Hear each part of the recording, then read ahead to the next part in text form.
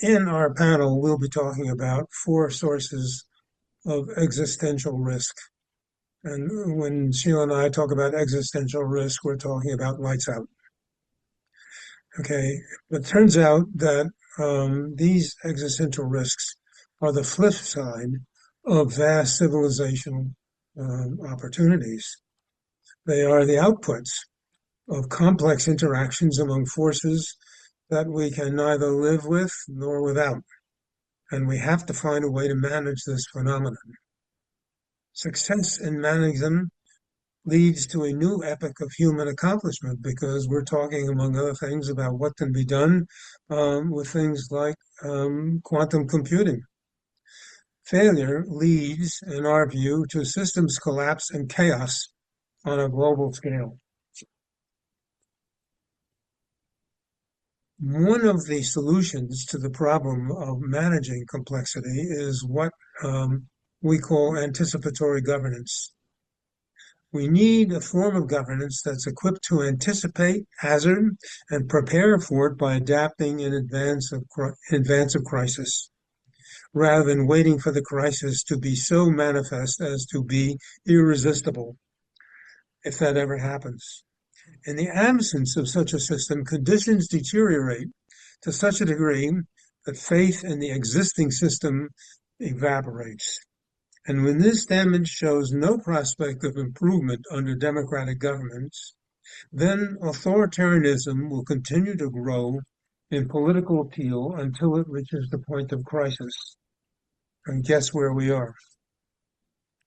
What is happening in the United States um, it is not just a domestic crisis, but a global one because of the destabilizing effect that the United States has on international systems when we decide to abandon them and no longer to collaborate for the common good. The United States is not only liquidating its own systems for anticipating and planning for societal risk, we are in the process paralyzing international systems such as the United Nations and the network of organizations that depend on it. Emergency workarounds are urgently needed to compensate for this to the extent possible. Unpolitics can provide an essential contribution to this by demonstrating the clarifying power of complexity theory as applied to all forms of democratic governance. The output of the workshop that we're going to have will be to discuss how participants can work towards this kind of outcome. And what will happen is that in sequence, I will cover existential risk and anticipatory governance. Sheila will cover the role of international organizations, and she will share her preliminary findings and research. And Yanir, as we understand it, will present on what I would call practical complexity, that is, the theory of complexity made to work for us when applied to real issues. And then time is set aside for general discussion with those who will have attended the session. What I want to say is a response to some of the things I've already heard. There is no grandiose fix to the problem that we're now facing. The damage has been done. It is basically irrevocable. What we're involved in right now is not an opportunity to repair everything that never worked in the past.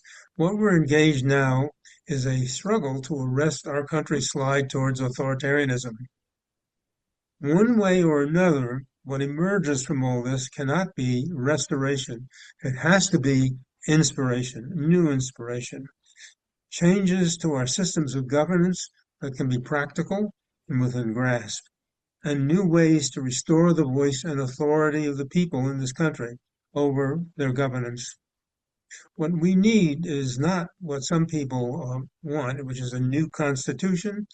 We need practical methods to improve the ability of our existing national institutions.